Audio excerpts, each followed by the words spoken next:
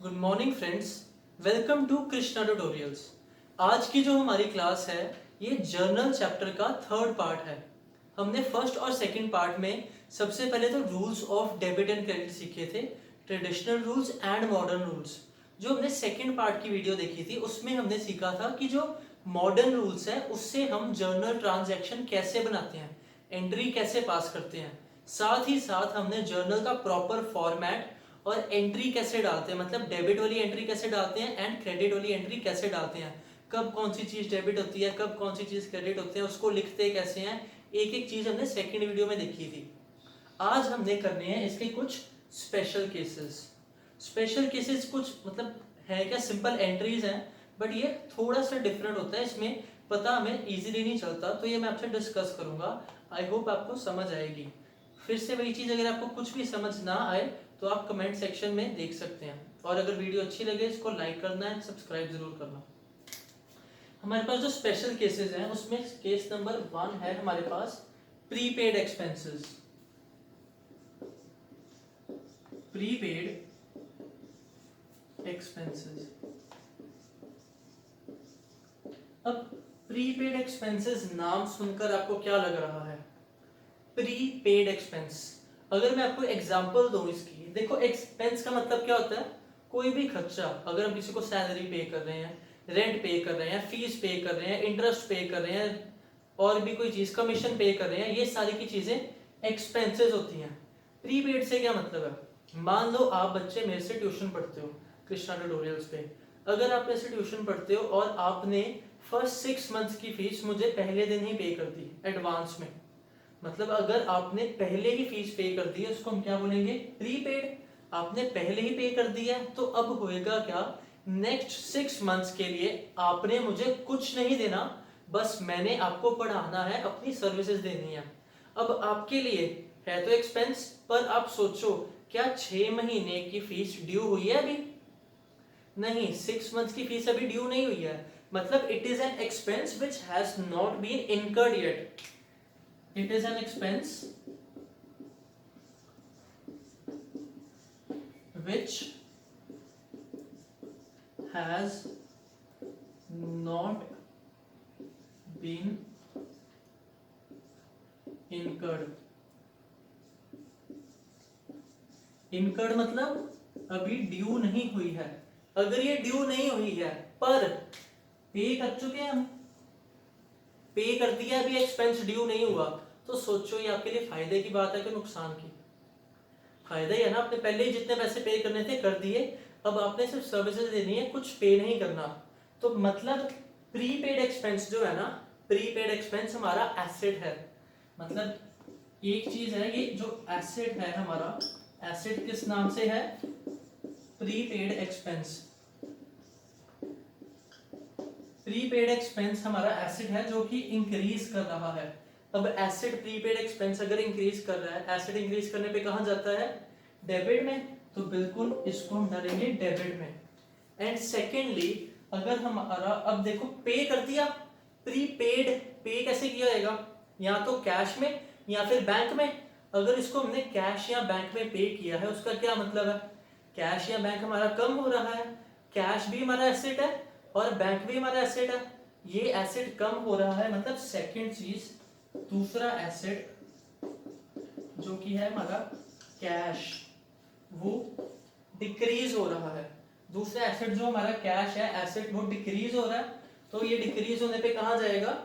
ये जाएगा हमारा क्रेडिट में। आई होप आपको यहां तक समझ आया है। अब इसकी मतलब अकाउंट, जो अकाउंटिंग ट्रीटमेंट है वो क्या होगी? इसके ना नोट्स आप बना लेना, ये जो चीज है आगे भी काम आने वाली है आपके। यहाँ पे हो क्या रहा है? प्रीपेड नाम का एक्सपेंस डेबिट हो रहा है क्योंकि एसेट बढ़ रहा है, और कैश हमारा कम हो रहा है, वो क्रेडिट में जाएगा। तो जर्नल एंट्री क्या आएगी? जर्नल एंट्री आएगी prepaid expense account debited to cash account. इसको हम लिखेंगे कैसे? इसको हम लिखेंगे prepaid expense account debited to cash account. ये था हमारा फर्स्ट केस, प्रीपेड एक्सपेंस। मतलब प्रीपेड एक्सपेंस में दो चीजें हैं, एक एसेट बढ़ रहा है प्रीपेड एक्सपेंस, दूसरा एसेट कैश डिक्रीज हो रहा है। आई होप आपको ये क्लियर है।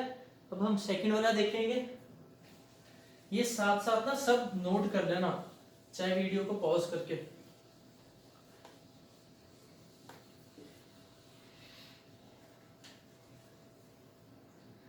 अब है हमारे पास बिल्कुल इसका ऑपोजिट, प्रीपेड एक्सपेंस पड़ा था, ऑपोजिट क्या होएगा, नहीं पोस्ट पेड नहीं होएगा, इसको हम बोलेंगे सेकंड इज आउटस्टैंडिंग एक्सपेंस।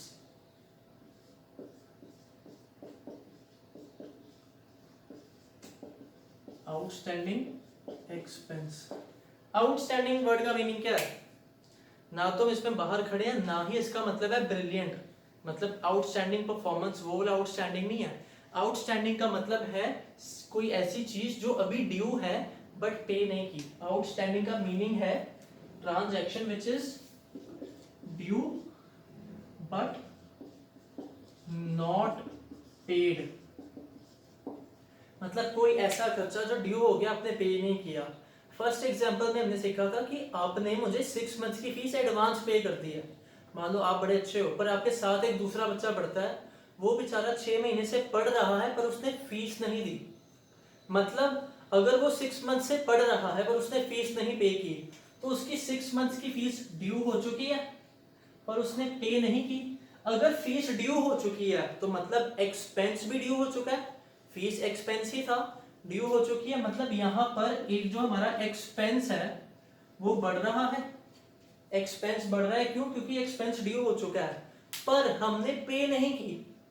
अगर पे नहीं की मतलब कैश या बैंक नहीं हो सकता। दूसरी चीज सोचो, अगर आपने 6 महीने से पढ़ रहे हो फीस पर, मतलब ट्यूशन पढ़ रहे हो पर फीस नहीं पे की, ये आपका एसेट है या लायबिलिटी? ये लायबिलिटी है। क्यों? कि मैं 6 महीने से पढ़ रहा हूँ, मैंने पैसे नहीं दिए, तो वो सारी मेरी लायबिलिटी है, मुझे पे करनी ही करनी पड़ेगी। समझ रहे हो? मतलब एक तो एक्सपेंस इंक्रीज हो रहा है और दूसरा हमारी लायबिलिटी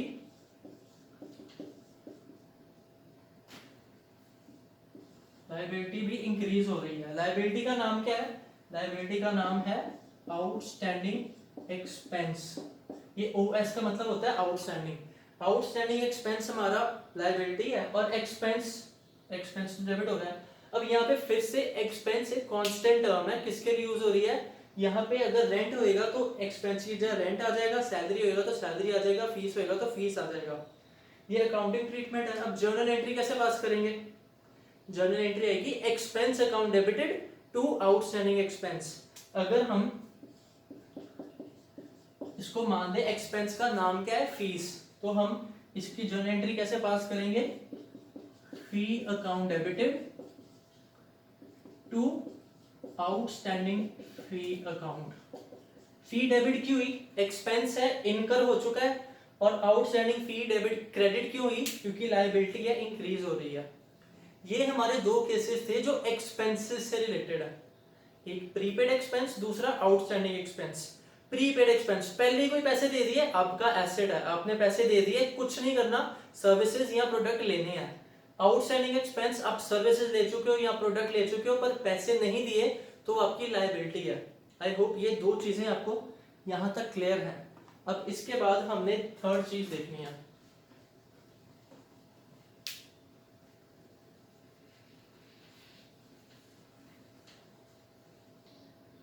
अब हमारा थर्ड केस है।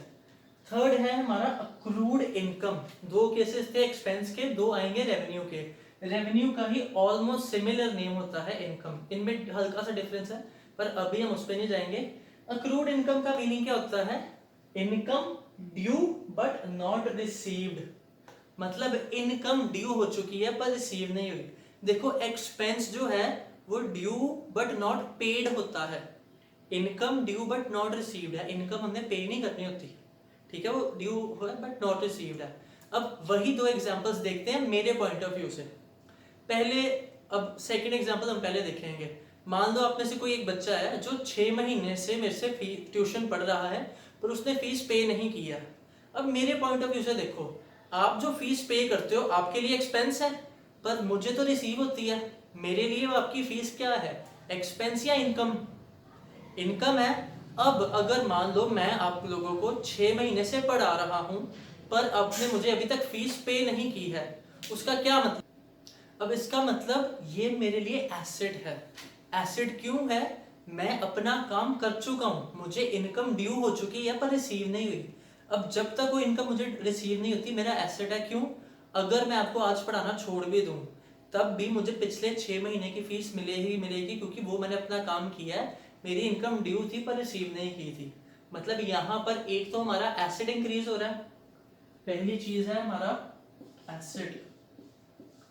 एसेट क्या हो रहा है? इंक्रीज हो रहा है। एसेट का नाम क्या है? यही लिखेंगे, अक्रूड इनकम। अब नॉट रिसीव्ड है, रिसीव नहीं हुई है, बट इनकम तो है। इनकम जो है वो ड्यू तो हुई है। इनकम की नेचर क्या होती है? रेवेन्यू। रेवेन्यू अगर ड्यू हो जाए मतलब रेवेन्यू बढ़ रहा है, रेवेन्यू या इनकम इंक्रीज होने पे कहां जाती है? क्रेडिट में। मतलब साथ ही हमारी इनकम, इनकम जो है जिसको हम रेवेन्यू भी बोलते हैं, वो भी इंक्रीज कर रही है। अब एक एसेट इंक्रीज कर रहा है वो जाएगा डेबिट में, और जो इनकम इंक्रीज कर रही है वो जाएगी क्रेडिट में। अब फिर से इनकम वर्ड कांस्टेंट है, मतलब कांस्टेंट नहीं, एक तरह से वर्ड है जो सबके लिए यूज होता है। आपके पास यहाँ पे कोई भी इनकम आ सकती है। रेंट रिसीव्ड इनकम है, सैलरी रिसीव्ड इनकम है, फीस रिसीव्ड इनकम है। अगर मैं फिर से बात फीस की ही करूं तो हम लिख सकते हैं फीस। एसेट क्या है? अक्रूड इनकम, मतलब एंट्री, जर्नल एंट्री इसकी आएगी अक्रूड इनकम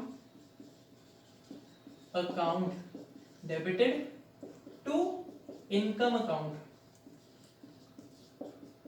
इनकम वर्ड जो है ये रिप्लेस हो सकता है जौन सी भी इनकम दी होगी उससे। ये था हमारा third case, accrued income, income due but not receive. Due हो गई, इनकम ड्यू हो गई, इनकम तो क्रेडिट में जाएगी। ड्यू हो गई पर रिसीव नहीं हुई, रिसीव नहीं हुई तो कैश तो आ नहीं सकता। अगर कैश नहीं आ सकता, इनकम ड्यू हो गई है, रिसीव नहीं हुई, तो अक्रूड इनकम ही हमारा एसेट है जिसको हम डेबिट करेंगे। क्वेश्चन में कभी कभी अक्रूड वर्ड नहीं दिया होता, आपको ऐसे कह सकते हैं 5000 due to you but not received.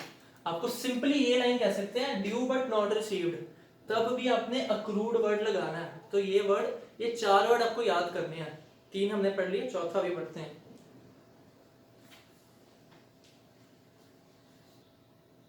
अब हमारा फोर्थ केस है। फोर्थ केस क्या है? Income received in advance. पहले क्या हुआ था? इनकम ड्यू हो गई थी, रिसीव नहीं हुई थी। अब उसका उल्टा क्या होगा? रिसीव कर लिया, अभी ड्यू ही नहीं हुई थी। मतलब इनकम रिसीव्ड इन एडवांस, मतलब income received which is not incurred और नॉट ड्यू। नॉट इनकर्ड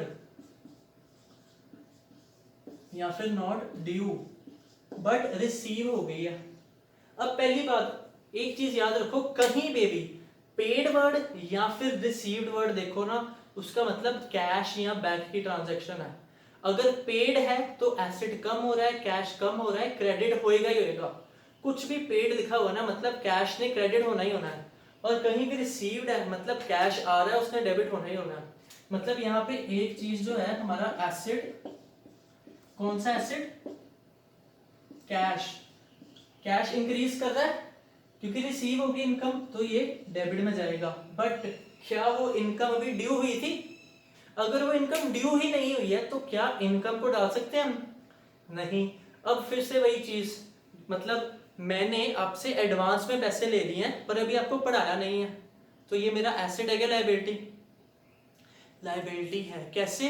पैसे मैं आपसे ले चुका हूँ, फीस आपसे ले चुका हूँ, मतलब ऐसी इनकम जो भी ड्यू ही नहीं हुई वो रिसीव कर ली मैंने, एडवांस में ही ले लिए पैसे, बट अभी पढ़ाया नहीं है, तो मेरी लायबिलिटी है कि मुझे आपको पढ़ाना ही पड़ेगा, अपनी सर्विसेज प्रोवाइड करनी ही पड़ेंगी।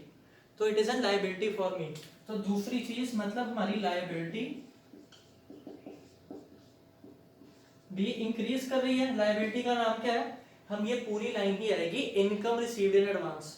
फीस होएगा तो फी रिसीव्ड इन एडवांस, सैलरी होगी तो सैलरी रिसीव्ड इन एडवांस, जो सी भी चीज होगी, मतलब इनकम रिसीव्ड इन एडवांस। और लायबिलिटी इंक्रीज हो रही तो कहां जाएगा ये? क्रेडिट में। मतलब इसकी जर्नल एंट्री क्या आएगी? जर्नल एंट्री आएगी cash account debited to income received in advance. देखो मेरी वीडियो में एक चीज आपको इग्नोर करनी पड़ेगी, मेरी हैंड राइटिंग, ठीक है। बाकी सब आई होप आपको समझ आ रहा है। ये 4 केसेस क्लियर हैं? अगर ये क्लियर हैं तो नेक्स्ट जो हम केस है ना वो नेक्स्ट वीडियो में लेंगे, क्योंकि ये 4 केस अपने आप में ही एक पूरा टॉपिक है। आज की क्लास के लिए इतना ही। Thank you. चैनल को सब्सक्राइब जरूर कीजिएगा ताकि जो नेक्स्ट वीडियोस हैं वो भी आप देख सको। Thank you.